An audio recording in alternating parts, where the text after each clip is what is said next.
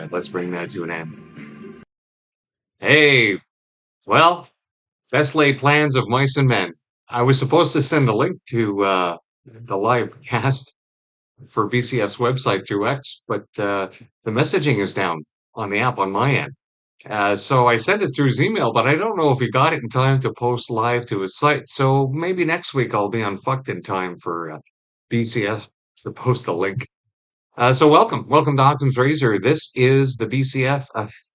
This is Blazing Cat for Fridays, where we do a cold read through of the best news aggregate for people who think like me. I'm amazed on how many folks have been viewing these Friday videos. So thank you all for listening. I'd also like to mention that my gardening channel is up. So if you'd like to follow me there as the garden grows through the summer, where we cook and can as well, you're all welcome. And it's available, of course, both on Rumble and CommieTube. All right, let's get right to it. Blazing Catford. Let's do a quick refresh here and see what happens. Okay. As of right now on BCF, and how's our CPU doing? Why is it eating so much memory? What the hell is going on? Let's shut down some things here.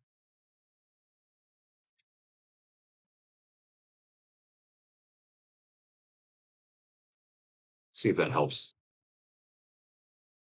Yeah, I brought it down a little bit. No, I'm not impressed with the bit rate.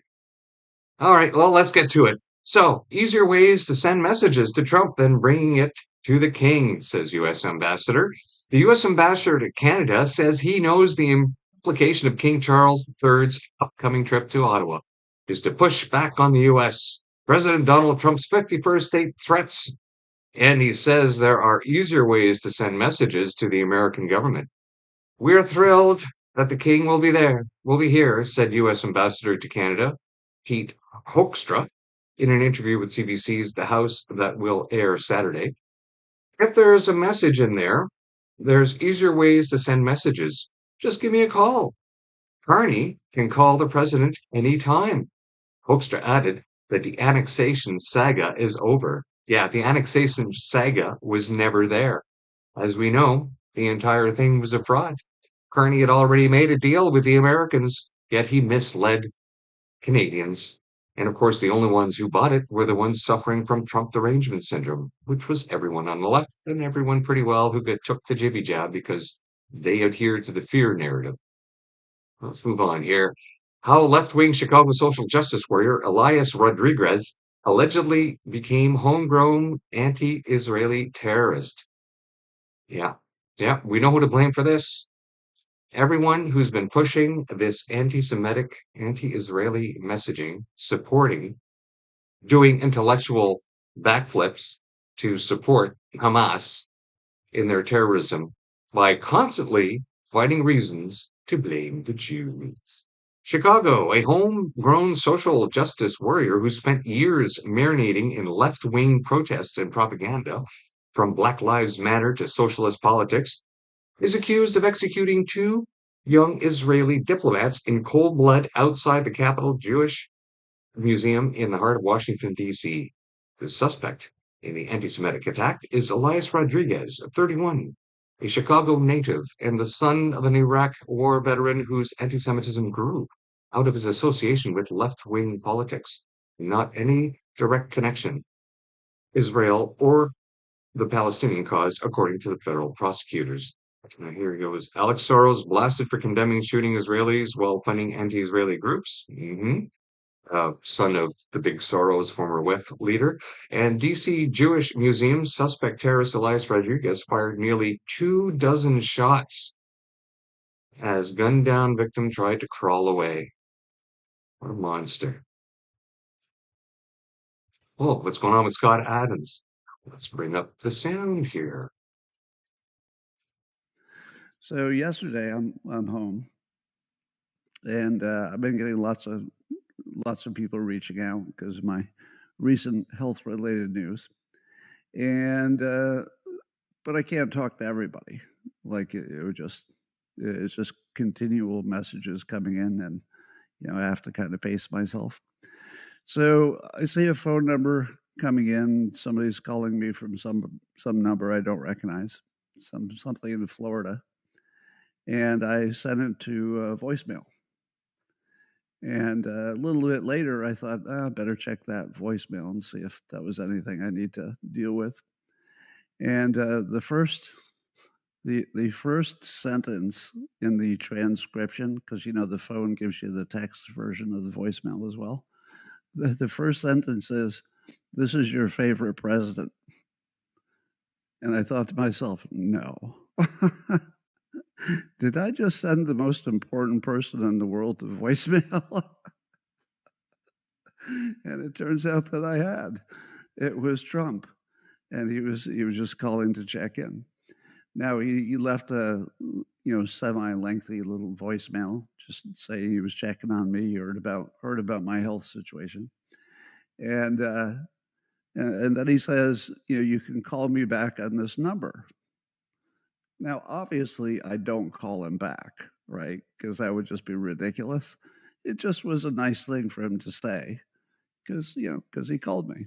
You could call me back on this number. So I didn't call him back on that number because I thought what it's not like he's sitting at the Resolute desk waiting for my call. I thought that whatever it is he's doing has got to be more important, than randomly taking a call from me. So I don't call him back. Hours go by. It's the afternoon, same day. It's the afternoon, and all of a sudden another call comes through, also from Florida. And I thought to myself, no fucking way. There's no way he's calling me again. And I answer it, and it's Trump. And apparently he'd heard of my situation, and he had lots of questions. I won't get into the details of our conversation because that would be inappropriate. But he was just checking on me. And he wanted to make sure that I was getting everything I needed. And that was it. But at the end, the strangest thing happened at the end. At the end of the call, when he found out, the situation was kind of dire, and I was still checking out some things that might help. He said, "If you need anything, I'll make it happen." And he meant it.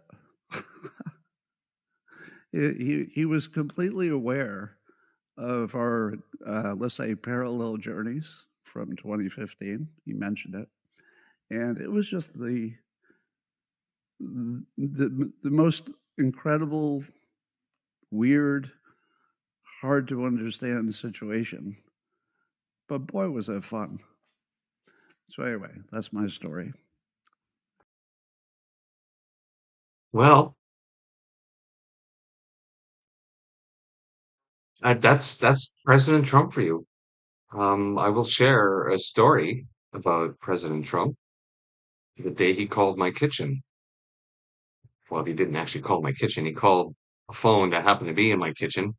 I was with a woman. We're still friends today, and she was had been recovering from an illness, and she was involved in a corporation that was involved in putting up the former Trump building in Toronto, the hotel that was there. And I guess there's a floor with some businesses down below, and the corporation she was involved with putting a business on that floor. So she attended many of the meetings and got to where they were putting the building together, the planning buildings, and got to meet some of the Trump family and got involved with them over the years as the building went up and formed a relationship with them. And so Donald must have heard that she had been recovering and wanted to know how she was. And the evening of his very first um, debate, when he became President 45, just before the debate, uh, my woman and I were in my kitchen, and I remember because we were making gluten-free pizza crust to make a pizza, and the phone rings, and I'm like, "Well, who's that?" And she's like, "Oh, it's Donald." And I'm like, "Donald who?" And she's like, "Trump." I'm like, "Get the fuck out of here." She's like, no, no, seriously. And she's talking. She just wanted to know how I was. She goes, and she holds the phone out to me. She says, do you like to say anything to him? And I'm gobsmacked. I'm absolutely gobsmacked. I'm like that. Well, tell him good luck tonight for the debate. So she tells him on the phone and she goes, no, she says, it's the other guy who's going to need the help. Yeah. So that's, just a personal experience that I had right there. He's just checking up to see how she was. And so when you hear these stories like this, it's true. Um, the day called my kitchen. It's insane that things happen in your life like that. All right, let's move on to the next story here. CPP board sank $1 billion in Tesla ads. Feds imposed 100% tariffs. Really? The Canada Pension Plan Investment Board more than quadrupled its holdings in Tesla stock, even as share values fluctuated and Cabinet suspended its electric car rebate program. Pension managers said they had a focus on climate change. Well, anybody who's been reading the site pretty well knows that the climate scam is just a scam. Have you seen the weather outside today? Yes, as if a tiny little planet orbiting a giant ball of plasma can decide if it's going to be cold or hot based on limiting cow farts and making everyone pour through a tax. Yes, more of that, please. Belgians accused of stealing wind from Dutch turbines. Oh my God. People have lost their bloody minds. Belgians who view their Dutch neighbors to the north as stereotypical, stingy, arrogant, and noisy may have found a novel way to take the wind out of Netherlands' sails. As the North Sea fills with offshore renewable energy farms, Belgians have been accused of stealing wind from Dutch turbines. A huge expansion of wind power in the region is having an impact on atmospheric stability and affecting the wind in the wake of wind farms. Snatching power from neighboring turbines, some wind farms in Belgium are taking up to 3% of generating power from Dutch installations, posing the risk of future conflicts over air currents. Oh my God. I don't see how these wind turbine renewables are actually efficient given the current technology that we have. These parts wear out. These parts wear out fast, and they're filled with hydraulics. I don't know. Danish MP calls for extradition of Canadian behind notorious AI porn site. Danish MP is calling for the extradition of the Canadian pharmacist behind a notorious porn site that hosted deepfake images of celebrities, politicians, social media influencers, and others, including prominent Canadian and Danish women. Last week, Danish MP Soren Sundergaard submitted a letter to the country's justice minister asking whether Danish authorities would demand that Canada extradite David so he could face prosecution in Denmark and explain their reasoning if not.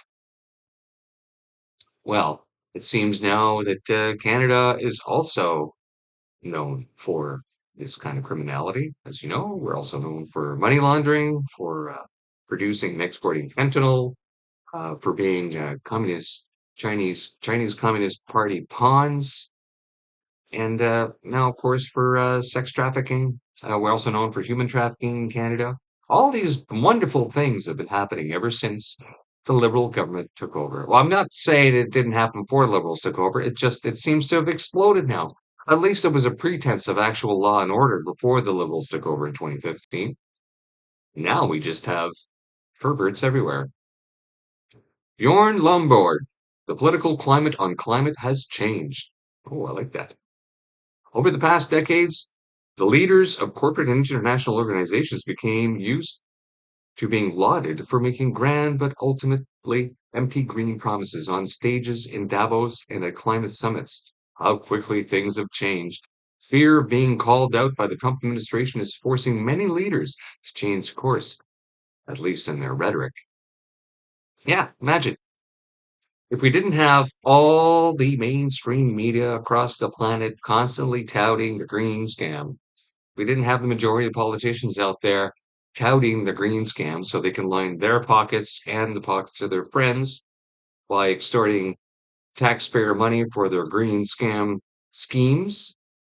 We wouldn't have the green scam. We saw this coming in the 80s, didn't we? First, it was we're going to run out of oil in the 70s and it's going to be an ice age. And then all of a sudden, they started the the green scam stuff with global warming in the 80s. And then there was the whole thing about controlling cow farts. And then they finally adapted the whole carbon dioxide as a pollutant thing, a noble gas. You ask any one of them what the percentage of carbon dioxide is in the atmosphere, and they won't have a clue. I've seen people running around with carbon dioxide meters, worried about, oh my God, the levels are getting up too high in my workplace. And I'm like, do you have any idea what the carbon dioxide levels are in a submarine? The acceptable levels are 4,000 parts per million, and you're barely registering 148. You have nothing to worry about. Most people don't even understand confined space regulations when it comes to understanding how air can be displaced by other gases and other fumes. And they're running around going, oh my God, the carbon dioxide is going to kill me. The only thing that's going to kill you is your own stupidity. The left indulges white racism in South Africa because they want the same thing here. Mm-hmm. Mm-hmm. Indeed, they do. One of the various aspects of cultural Marxism. If you want to understand what the left's obsession with racial equality and reparations leads to, look no further than South Africa, where white farmers are allegedly being murdered and face discrimination in the crime of being white. But good luck finding honest coverage of what's transpiring there in the corporate media, which are hell bent on covering up or dismissing the reality so that Americans don't begin to question the real goal, the left's racial resentment agenda. African National Congress is a communist party. For that very fact, regardless of all the racial stuff that is happening. Just the fact that the ANC took over means that South Africa was doomed to failure. Wherever communism rules, people suffer, misery abounds, and economies fail because they don't get along with anybody. They are totalitarians. They insist on everything being their way or no way. And in the case of the ANC, they unalive people to do it. Toxic femininity. Foreign born Muslim women in Germany are far more violent than German men. Oh, wow. A little while back, the progressive man hating feminist movement produced what they surely thought was a gotcha condemnation for men. It was a social media trend where women would announce whether they'd rather be alone in the woods with a man or a bear, with the vast majority of women settling on the bear, highlighting the fear of male violence. Never mind that many of these women were completely untouchable, as if the average man would ever desire to assault them, even given a license in a desolate forest. Yeah, go get mauled by a bear. Do us all a favor. Feminism, feeding bears for the future. Soft on the outside, crunchy on the inside. Lloyd Axworthy suggests incarceration by Kim Jong-un's missiles better than being allied to Trump. Oh, God, these people are crazy. Canada should firmly reject Trump's ludicrous Golden Dome plan. You have to be kidding. Canada considering involvement in Donald Trump's Golden Dome space defense initiative. Is this for real? Is Canada seriously contemplating joining Mr. Trump's latest cockamamie idea? Okay, well, what's the history of Trump getting things built and getting things done? So far, pretty good, both in business and in politics. Far much better than pretty well every other politician out there, especially given the amount of time he's only been in office. And it doesn't really matter what people think when Americans say things, because they are our large neighbors to the south. They have complete influence on global security, especially when it comes to us, because we have no say whatsoever. And to completely dismiss them continually, the way the people on the left do, they do this at their own peril because they suffer from binary thinking. They think that everything people say is what they actually mean verbally when they need to understand what the intent is. So look at the fentanyl issue.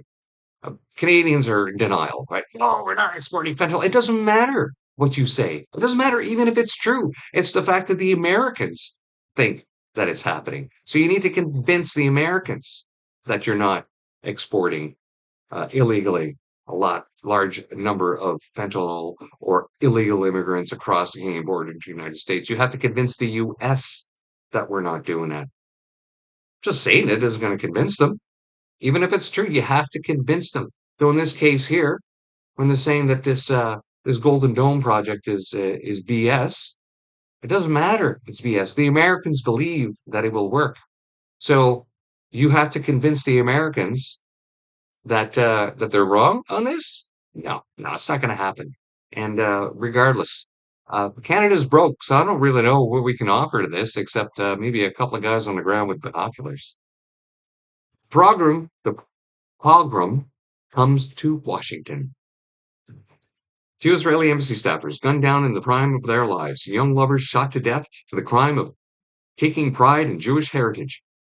He had bought a ring and was planning to propose to her next week in Jerusalem, the capital of Jewish people's homeland.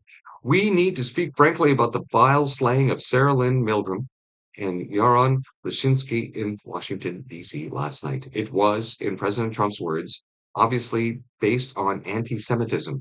It was an act of racist savagery that speaks to the anti-civilizational delirium that pumps in the veins of Israeliophobia.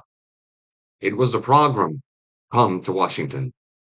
Be sure to thank a political class for cursing us with the blight of Islam. Ah, yes.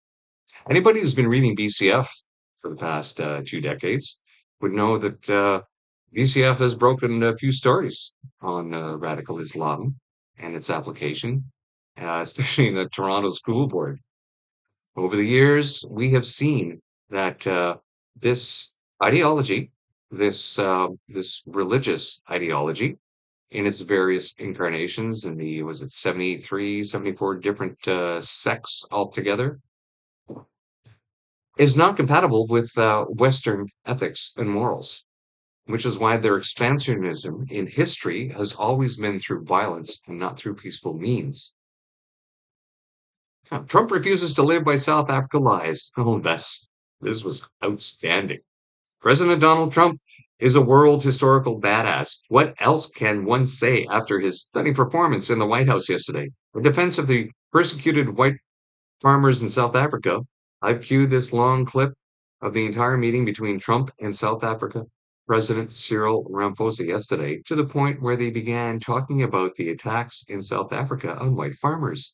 Note that it all started when a reporter asked Trump what it will take for him to be convinced that there is no such thing as white genocide in South Africa. Ramaphosa jumped in and said, I will answer for President Trump. Bad mistake. Well, I suggest you folks watch this clip if you haven't already.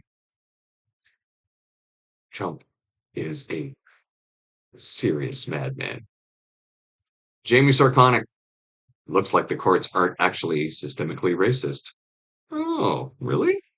The Government of Canada Indigenous Justice Strategy, released in March, promises to build a parallel criminal justice system for Indigenous people while reforming the rest of Canadian law to address systemic discrimination.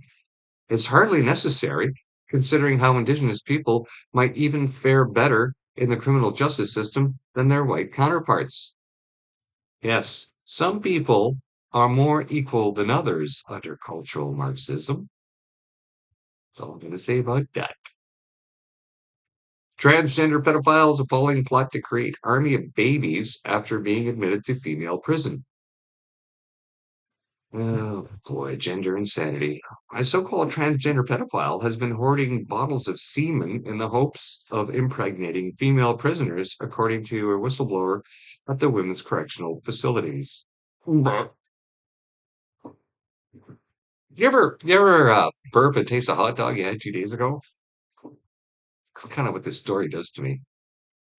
Sean Windingham, 35, who is currently serving 36 years for sexually assaulting two 6-year-old relatives and sharing the footage online, was transferred to the Shakopee female prisoners in Minnesota, which touts itself as a place that gives inmates a chance to bloom.